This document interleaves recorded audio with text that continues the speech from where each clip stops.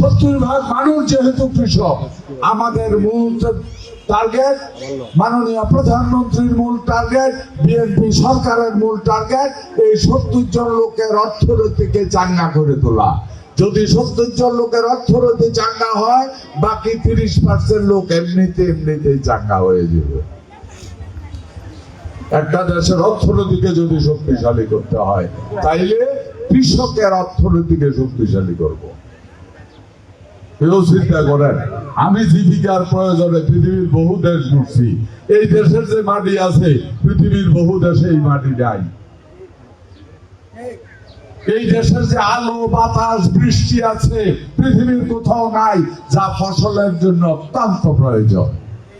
আমরা যদি ঠিকভাবে ফসল উৎপাদন করতে পারি, সঠিক ফসল যদি আমরা নির্ধারিত করতে পারি, সঠিক দাম যদি এদেশের কৃষক পায়, আমি আল্লাহর হাজির নাজির দেখা বলতে পারি, এদেশের কৃষকের মেরুদণ্ড সোজা করে দাঁড়াইতে 3 বছরও সময় লাগবে না, ইনশাআল্লাহ, ইনশাআল্লাহ, ইনশাআল্লাহ।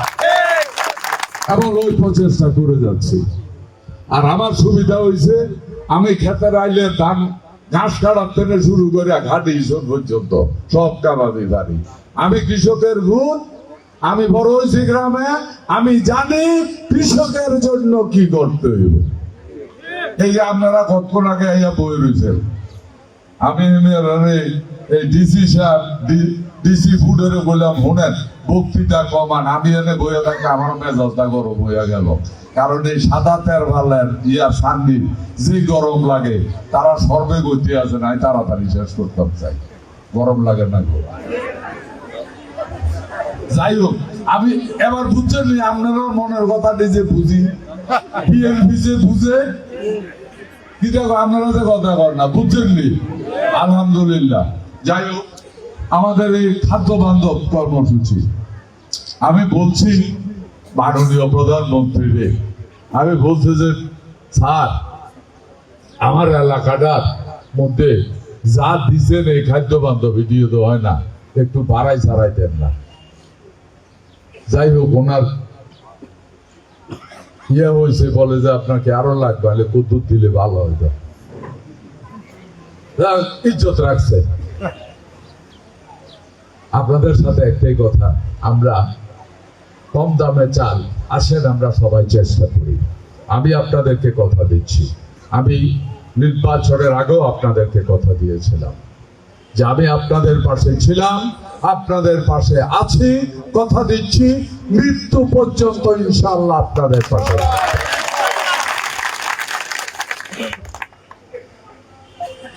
আপনাদের দোয়া আছে বলে, আমার মার দোয়া আছে বলে, আমার বাপ কবর থেকে দোয়া করেছে বলে, মুরব্বীরা দোয়া করেছে বলে আমাকে হয়তো মাননীয় প্রধানমন্ত্রী মন্ত্রিত্ব দিয়ে দিয়েছে। এবং একটা না, দুইটা না, 3টা। আপনি মন্ত্রিত্ব কেমনে পাইছে শুনলে তো আসবেন। অনেকে কয় না, বাইরে ঘুমাতে উঠে তোর বিয়া, এইরকম অবস্থা হয়ে গেছে। আর আমার কেউ কিছু বলে নাই। 2 দিন আগে, 3 দিন আগে কইতে আছে, আমারে কইতে আছে যে ভাই আপনার ন্যাশনাল আইডি কার্ডটা দেন। আমি মনে করলাম নমিনেশনও পাইলাম না, কি শক্ত করে মামলা দিব, আল্লাহ জানে। তো দিলাম ন্যাশনাল আইডি কার্ড ডরে ডরে। পরে আমি একদিন পরে সাহস করে জিজ্ঞাসা করলাম যে আমার ন্যাশনাল আইডি কার্ড কেন নিলেন? কয় আপনার জন্য ভালো চিন্তা করা হচ্ছে। আমি বললাম যে কি চিন্তা? কয় আপনারে বোধহয় মন্ত্রী বানাবে। বলে কুম্বালা খাইলে ইনশাআল্লাহ এটা তো আপনাদের দোয়া ছিল, তাই না? আমি এমন মহাপুরুষ কিছু না, তো আপনাদের দোয়া ছিল।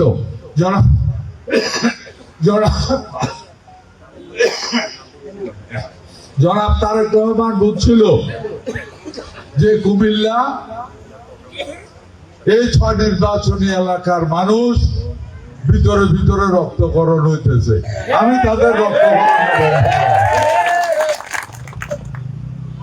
উনি যখন যেহেতু আপনাদের বুকের রক্তক্ষরণ বন্ধ করাইছে, আমাকে দায়িত্ব দিছে, আমিও আল্লাহ হাজির নাজির একটা নিয়োগ করছি। আল্লাহ যে কদিন মন্ত্রী থাকি এমন কোনো কিছু আমাকে দিয়া করাইও না যেটাতে দেশ, জাতি, সরকার এবং দলের অপমান হবে। আমি আপনাদের কাছ থেকে দোয়া চাই। আমি যেইভাবে আছি, এই রাজনীতি যেন ব্যবসা না হয়। রাজনীতি করি মানুষের জন্য, রাজনীতি করেছি মানুষের জন্য। বাকি জীবনটা আমি দেশ, জাতি এবং মানব কল্যাণে নিজেকে উৎসর্গ করতে চাই। আপনাদের দোয়া চাই। আর বক্তব্য দেব না, শেষ কনক্লুশন টেনে দেই।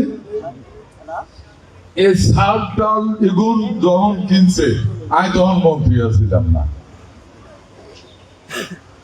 কিন্তু যে দেশটানে সাজাইয়ে আমি কিন্তু লোক ফাড়াই দিই, আইজও লোক ফাড়াইছি। সেটা কোন দেশ থেকে জানি 25,000 টন সাজাইছে। আমি আমার বড় সাহেবের কইছি, আপনি নিজে যাই চাল দেখে আমারে রিপোর্ট করেন। কারণ এই চাউলের মধ্যে দেন ঠিকই, চাল দিয়া লাভ কি? ভাত তো খাইতে পারে না, মাঝে মাঝে হিডও খাইতে পারে না। আর আপনারা ঠিক হইতেন, আই জানি তো, আই জানলে তো বললাম। কিন্তু এগুলি তো আগে তারা কিনছে, বুঝছেন? এই কষ্ট মষ্ট করে বোধ আরো, কারণ আমাদের স্টকে এখন পর্যন্ত আগামী জুন জুলাই পর্যন্ত যত খাদ্য লাগবে সব খাদ্য আল্লাহর রহমতে ইনশাআল্লাহ আমাদের গোডাউনে আছে। এই খাদ্য নিয়ে কোনো টেনশন নাই। আমি আশা করি চাউলের ব্যাপারে আমাদের রেনু ম্যাডামও বলে স্যার আপনার চালগুলি নিয়ে কিছু অবজেকশন আছে। আই কি করতাম, কিন্তু আমরা কিনি না, অন্ধে কিনতে আছি হিসাব মিলে। আমরা কি বিদেশ থেকে মাগনা সাজানি নাই, টেয়া দিয়া কিনে আনি। তো টেয়া দিয়া যেন কিনে আনবো, হ্যাঁ সেচ যদি না করে এই বাগান দিয়া লাভ কি? চাল দেখে কিনলাম, যারা যাইবো চাল বাঁচবো। যদি চাল ভালো নয় ভাই ফিরাইলো, আমি তো করি দিই টেয়া তো দিচ্ছি। ইনশাআল্লাহ আগামী দিনে চাউলের কোয়ালিটি দেব। এবার একটা কি রূপ হইতে আসতো আপনার? ভালো করছে, ভালো না। আও মোড়া চাল গেলেও শিখে আছে অঞ্চলে, যদি বেশি আছে তো উনি সিও চালিয়া। যাই হোক, আপনারা ভালো থাকেন, আমাদের জন্য দোয়া করেন। আমি প্রথমে এখানে বেশ কিছু লোক আছে যাদের শারীরিক একটু প্রবলেম আছে, সো আমরা তাদেরকে দিয়ে আমি উদ্বোধন করে তারপরে আমি চলে যাব। আপনারা লিস্ট যাদের নামে আছে, যারা এখানে এটা তো টাকা দিয়ে দিচ্ছে, তাই না? আপনাদের বাকি অফিসাররা থাকবে, নিয়মতান্ত্রিক ভাবে পাবেন। সবার জন্য চাল আছে এখানে।